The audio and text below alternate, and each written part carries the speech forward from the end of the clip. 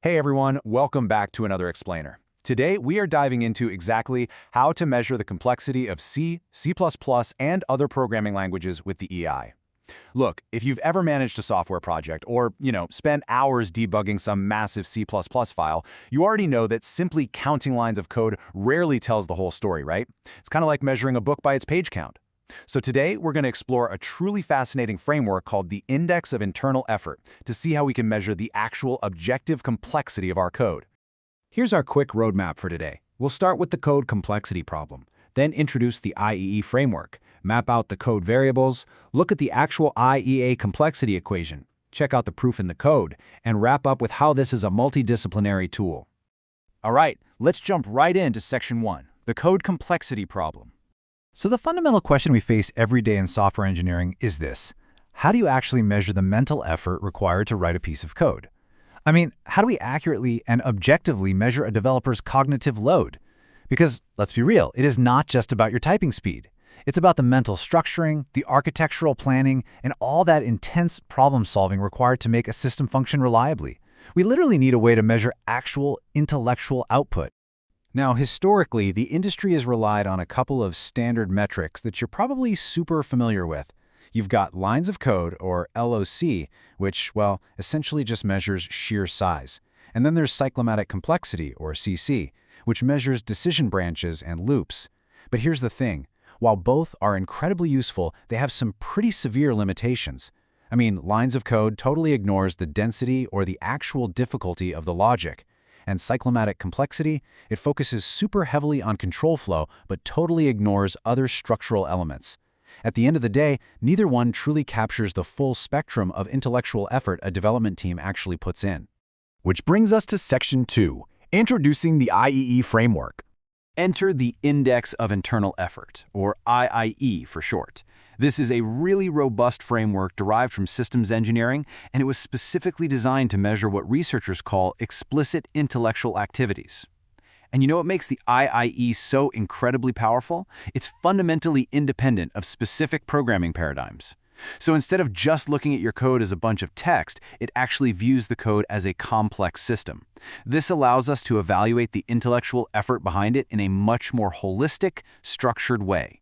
Moving right along, Section 3, mapping the code variables. Okay, so to actually measure this complexity, we need to map our code into 4 specific orders of complexity typology. And this is great because it brilliantly illustrates how abstract systems engineering concepts map directly on your everyday C and C++ programming terms. First up, we have Order 1 variables. These are your organizers. Think of them as the literal structural scaffolding of your code, your braces, brackets, and parentheses. Next, Order 2 moves up to connections and communication.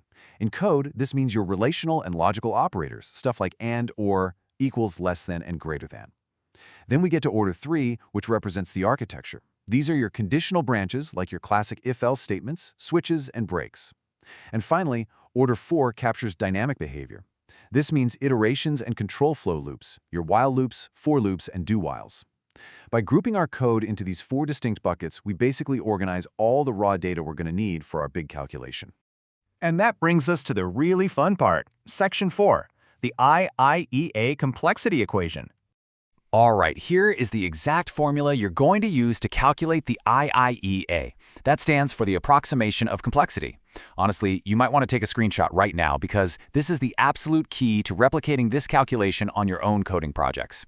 The formula is IIEA equals 1 plus the square root of A1 plus the square root of A2 and so on, all the way up to the square root of AN.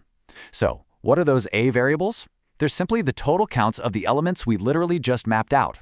A1 is the total count of your Order 1 organizers, A2 is your Order 2 operators, and so forth.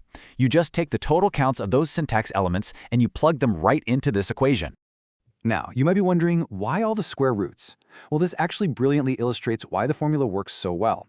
The square root acts as a mathematical dampening factor. It's basically a compression process. Think about it. In your code, you might have hundreds of parentheses, right? But maybe only a handful of while loops. Taking the square root dampens those wild variations between the counts. It completely prevents any single extreme value, like say a massive block of nested brackets, from artificially inflating or distorting your entire complexity score. It ensures you get a beautifully balanced, dimensionless result. So if you want to replicate this whole process and measure the complexity of your own C or C++ files, you literally just follow 3 simple steps. Step 1.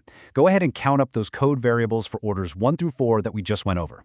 Step 2. Apply the square root to each of those 4 totals. And Step 3. Sum them all together with a base of 1. That's it. The number you get at the end is your IE score, and that score is a highly reliable, totally objective measure of that code's structural complexity. Let's look at Section 5, Proof in the Code. You might be thinking, okay, sure, the math sounds good, but does this actually hold up in the real world? Well, researchers rigorously tested the IIE framework across vastly different datasets just to prove its scalability. On one end of the spectrum, they applied it to simple, high school-level Arduino scripts, the kind used in basic electronics classes. But on the complete opposite end, they analyzed massive production-level open-source C and C++ code bases. We are talking about analyzing widely used, highly complex software that you probably use every day, like VLC Media Player, 7-Zip, and Notepad++. And honestly, the results were stunning. The data proved that the IIE score has an incredibly strong positive correlation, often above 0.9, with those classic metrics we mentioned earlier, like lines of code and cyclomatic complexity. Not only that, it also strongly correlated with actual human evaluations of difficulty. This proves, without a doubt, that the IIE scales perfectly from a basic 10-line classroom script all the way up to a massive thousands of lines production source file. It accurately captures the complexity in a way that aligns perfectly with established engineering indicators. Finally, we arrive at Section 6, a multidisciplinary measurement tool. Here is what makes the IIE truly revolutionary. Because it is fundamentally a multidisciplinary systems engineering technique, it can cross boundaries that traditional software metrics just can't touch. Beyond your standard C and C++ algorithms, researchers have successfully applied this exact same IIE framework to mechatronics. By simply changing the input variables, swapping out code syntax for things like hardware component diversity and the density of wiring connections, they accurately measured the complexity of physical hardware systems. And get this, it's even been used in public service to measure the intellectual effort behind government patents at research institutions like Fiocruz and IEMPA. It's literally a universal tool for measuring human ingenuity. Well, we've covered a ton of ground today, from the limitations of simple code counting all the way to utilizing the IEA equation yourself. But before we wrap up, I want to leave you with a thought. In an increasingly automated and AI-driven world, how will you evaluate the true human effort behind tomorrow's complex systems? Mastering frameworks like the IEA prepares you to lead and accurately measure the sophisticated, multidisciplinary engineering teams of the future. Thanks so much for joining me today, and I'll see you in the next explainer.